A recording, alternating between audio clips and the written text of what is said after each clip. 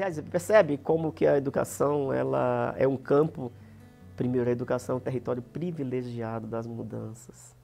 Então veja que tudo cabe, tudo cai nesse território chamado educação, do que nós falamos até agora. E esse é um dos tais desafios que vêm, né, que são construídos nesse território chamado educação. Porque é isso, a educação, eu costumo brincar com um trocadilho, que é assim, a educação, ela forma, ela está aí para formar. Mas formar o quê e para quem? De novo, né? O quê e para quem?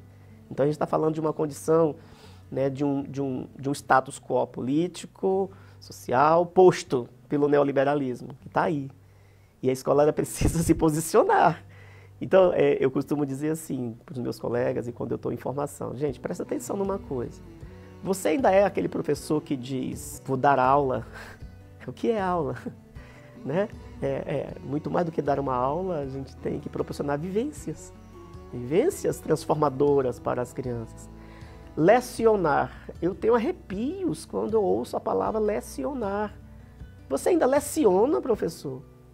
Então, lecionar, aliás, lição, olha, vou dar é do tempo da lição, que se ensina a obediência, enquanto a gente tem que ensinar respeito. Lição leggere do latim, que é ato de ler. Então veja, a ideia de lecionar, ela ancora na ideia de ensinar apenas o ato de ler o texto. E de novo, Paulo Freire, saia do túmulo do Paulo Freire para nos dizer, e a leitura de mundo que antecede a leitura da palavra. Ler o mundo antecede a leitura da palavra.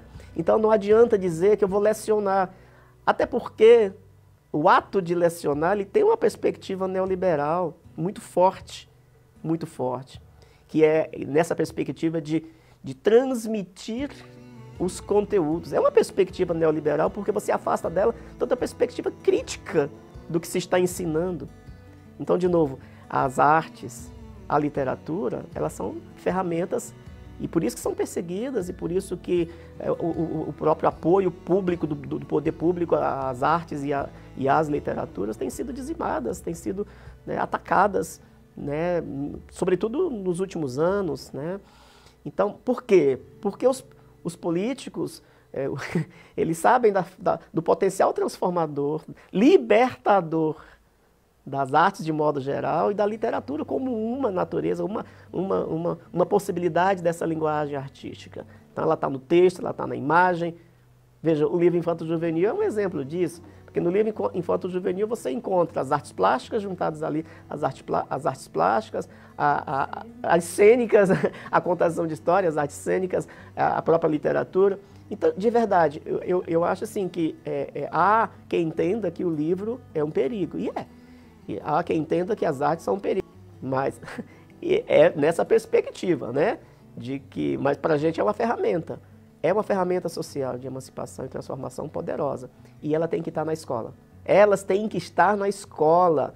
Os autores têm que se posicionar, têm que ir para as escolas. Os nossos professores, sobretudo os nossos professores das escolas públicas, não podem negligenciar essa dimensão de trazer as artes para a sua aula, todas as linguagens artísticas, de possibilitar, garantir esse direito das crianças de a ter acesso à literatura, essa literatura com o zelo da escolha, sobretudo porque nas famílias não há essa possibilidade, pouco as famílias leem.